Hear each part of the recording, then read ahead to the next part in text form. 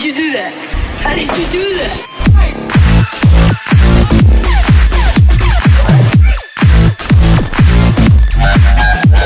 What's up, gamers? It's a Concealed Gamer, today bringing you guys a video on how to counter Dark Zone bullies. Yes, I said it, how to counter Dark Zone bullies. Now, I know a lot of people encounter groups of 4, groups of 3, or just 2 people just ganking you over and over. Now, this video is going to try to help you guys who keep on getting ganked. Because I'm mostly a solo player, and over the time of playing this game, I've basically learned how to fight multiple people at once. But let's get into it. So being a long-time solo division player, I've gotten to pick up a few techniques to help me and to hopefully help you guys out with playing solo. So I'm going to teach you guys these few tricks that I have, and hopefully it can make a difference for solo players in this game, because I really like going solo and I don't really think that this game is doing what it can to support solo players. So the first thing I would have to say would be to have a recovery link, because definitely having that second life is definitely going to be saving you a lot when you're playing solo. You could try Nomad if you want.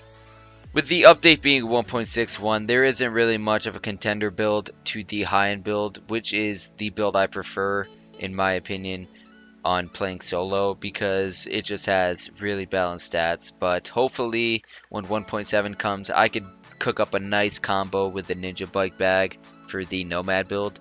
Nomad is a very good solo build, it's just that as of the moment right now, it doesn't have a DPS factor to it. So I was hoping to combine other gear sets with it, with the Ninja Bike Bag, hopefully to get that extra punch with the build. But anything in this game that can get you that extra life is definitely useful.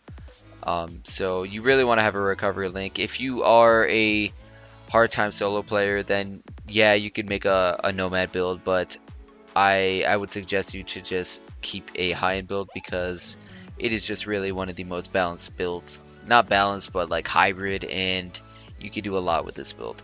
Now, the other thing I would say is to run 2 heals. Now, me, I like to run the booster shot, because booster shot allows me to deal lots of damage in a short amount of time. And when you're solo, being able to melt people as quick as possible is one of the biggest things when you're playing solo. One of my techniques I do a lot is leading groups of people into alleyways or doorways and tossing nades on them while melting them. And you really have to have that DPS or that damage to melt people down really quickly. As you can see right here, I got this guy in a single lane, so I could just focus fire him and get him down really quickly. You want to give your opponent as little time as possible to pop their heal when you're just dealing straight damage to them. So when I try to make a build, I try to make that build have as much damage as I need in order to melt someone for the amount of time I need to. So you guys might have to experiment with the builds you have, but once you can melt someone really quickly, then I think you found the build. But you also need to be balanced stats with electronics as well to keep a really good heal, but we will get into that shortly. But back to what I was saying, having an immunizer is really important when you're solo, because having a booster and a med kit may not be enough when you're fighting multiple people. So I would advise you solo players out there to run an immunizer, because it's just that much more heal that you can use. Now a lot of groups like to decide to run an immunizer, and being one person, you could only do so much when you're fighting an entire 4-man and they're even running immunizers. So you guys, you have to know your boundaries and limits. So when I go into the DZ, I like to have a fair chance at fighting people. If I know I can't take on a group, why sit there and get bullied the entire time? Either keep trying to get them down, or just go ahead and find a new server, because not every group you can take down by yourself, and that's how I look at it. But usually if you're getting ganked by a group of 4 or something like that, I would give it a couple tries, just keep going out. And like I said, that's why I was telling you guys about the damage per second, getting that fast damage output. So if you're approaching a group of 4, you really just want to pick one target and see if you could take him down as fast as possible and keep working your way to the rest of the group. That's how I look at it most of the time when I'm fighting multiple people. You need to focus on one guy and get him down as quick as possible. And by the time you take down one guy, I can guarantee they're going to pop a recovery link for him. So you need to be really quick and very smart on how you approach the group. So you want to take him down as quick as possible and make sure you're in range so you could smack him so his team doesn't pop that recovery to pick him up. And by the time they pop that recovery, I would just get the hell out of there.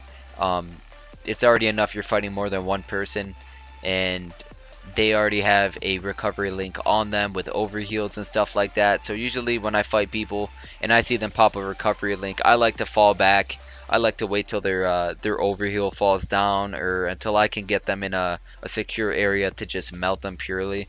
But definitely making sure that you can take out a target as quickly as possible is very important, so you do not get bullied over and over again, so you can take one out at a time and just keep diminishing their team numbers. Now, most of the time, I like to run the immunizer, like I said, to get that extra third heal that I may need, because running solo, you're going to need every heal you can get. So definitely try to preserve your med kits.